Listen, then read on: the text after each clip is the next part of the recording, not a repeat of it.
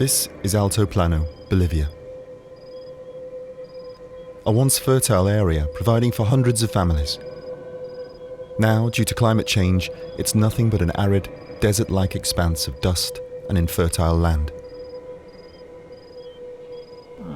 Porque muchas veces visita para Ancherego, llega escasez de plátanos en Anche. Así yo como quedo aquí, ya tengo 50 y tantos, sí, ya estoy un poco viejito, ya no sé dónde puede ir. Cheta pagó a su gusto en busca de vivir, será, en busca de causar más que aquí unas bahías ancheta yo sin.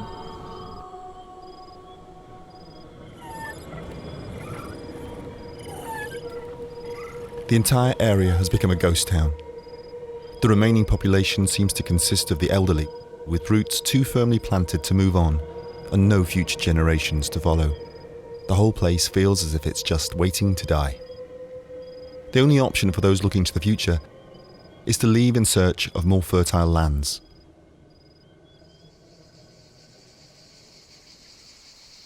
Ya yo vengo del interior, he llegado aquí en 1991. Motivos ha sido por aquí en el interior. No genera plata. Elias is among a large number of settler farmers who have been forced to move their homes in search of a better life. But when large numbers of people migrate to another area, what effect does that have?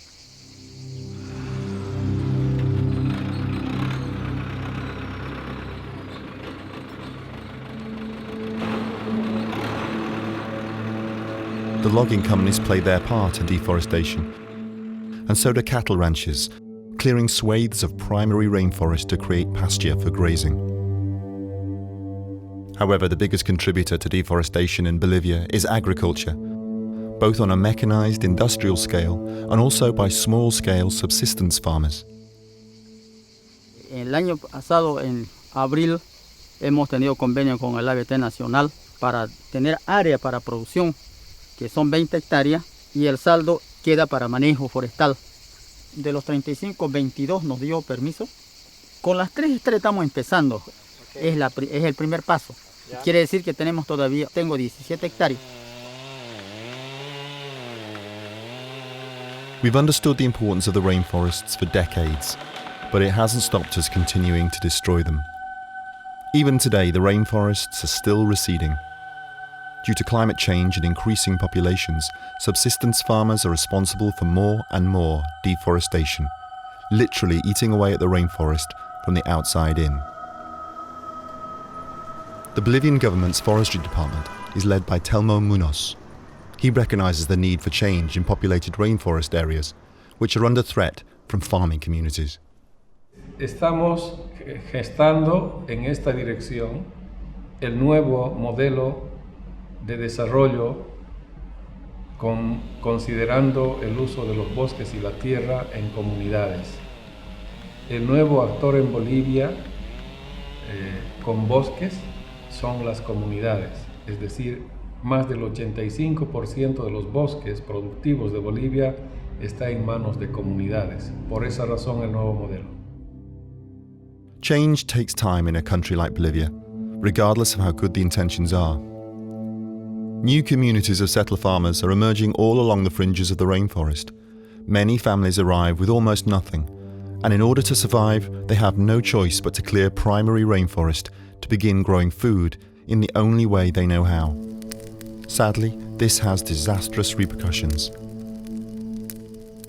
Dionisio is the president of over 50 communities in the Concepcion area, and he knows about these problems all too well.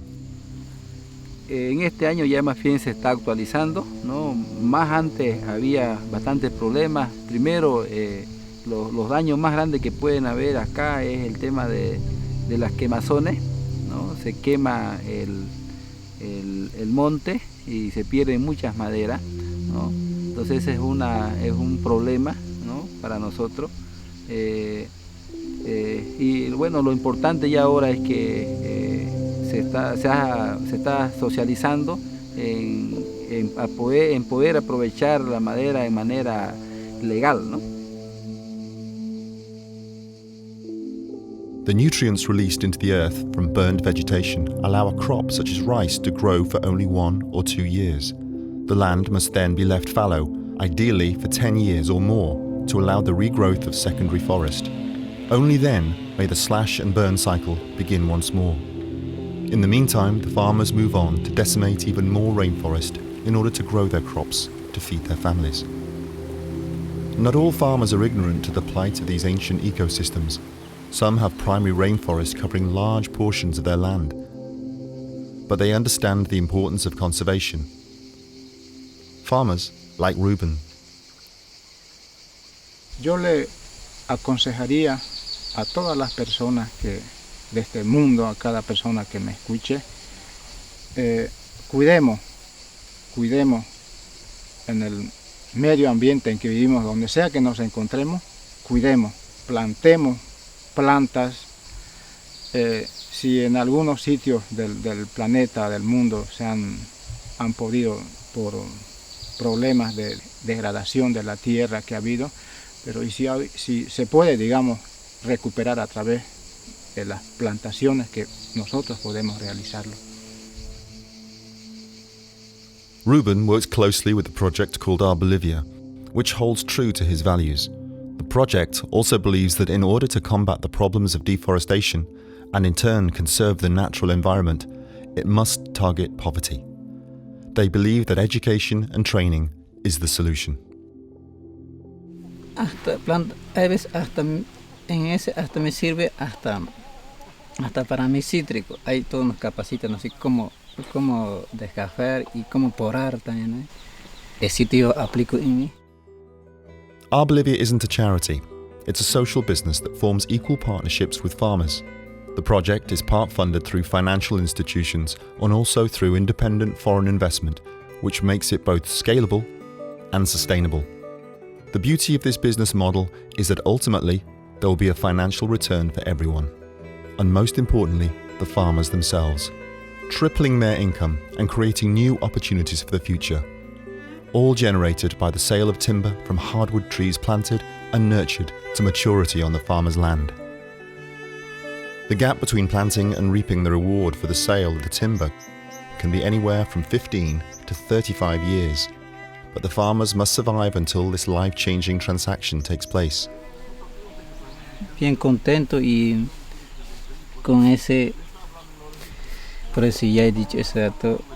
Yo no he estudiado, pero mis hijas, los 4 quiero que sean profesionales. Okay. Y todo está como para eso. Okay. Y todo el trabajo es para eso. Trees grow at an incredible rate in the Bolivian Amazon, but not every tree is suited to the soil in which it's planted. Okay. The first step to creating a successful plantation is to ensure that the tree and the soil are matched perfectly. Ultimately, the land will decide.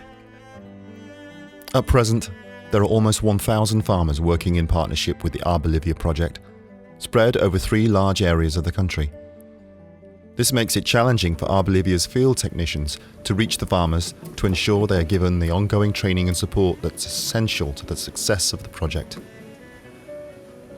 Creating a tree plantation is one thing, but enabling it to create short-term income is another. Field technicians are able to give sound advice on how to do this.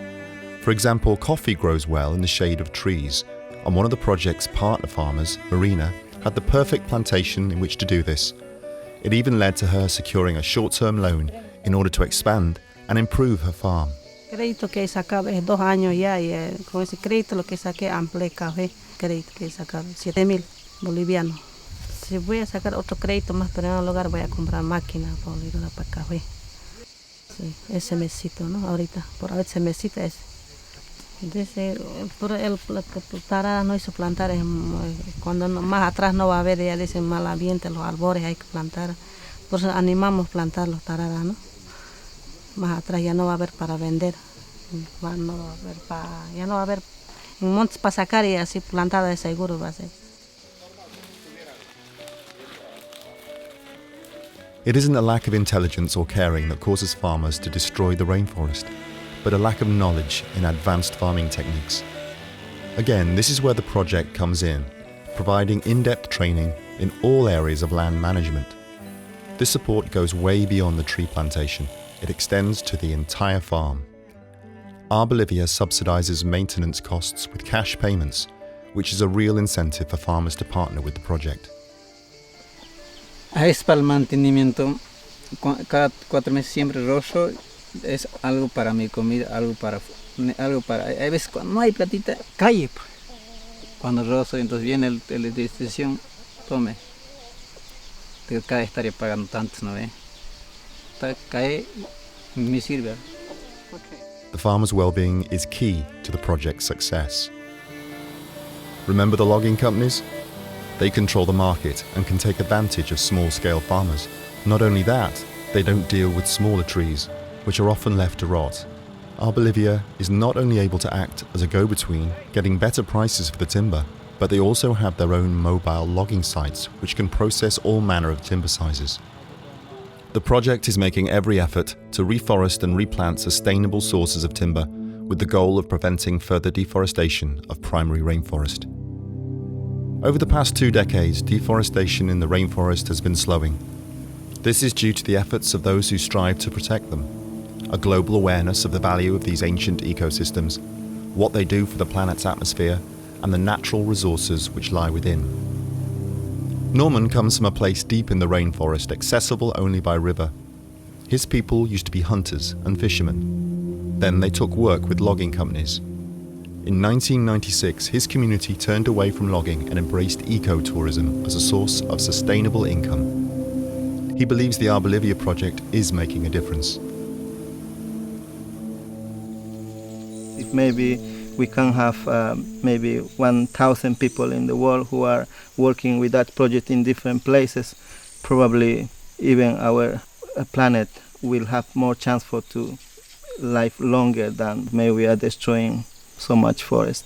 Probably we think it's the best way to help to the farmer or to people who are destroying so much area.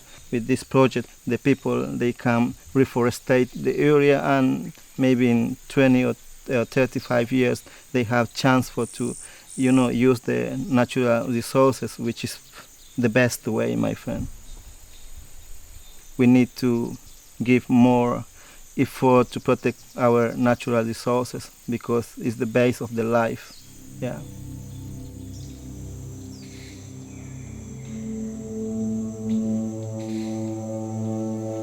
Even though the deforestation of the Amazon rainforest isn't making headline news like it used to, it's still very much a problem.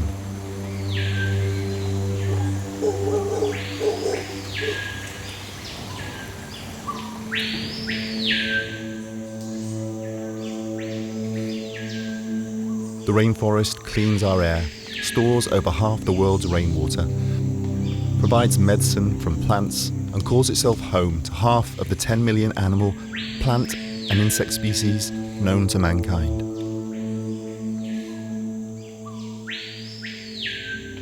Our planet has limited resources, and the human race is consuming them at a rate faster than they can replenish. We need to find a balance, remembering that we are not separate from the natural world, but a part of it. It isn't easy, but one thing is certain: each and every one of us can make a difference.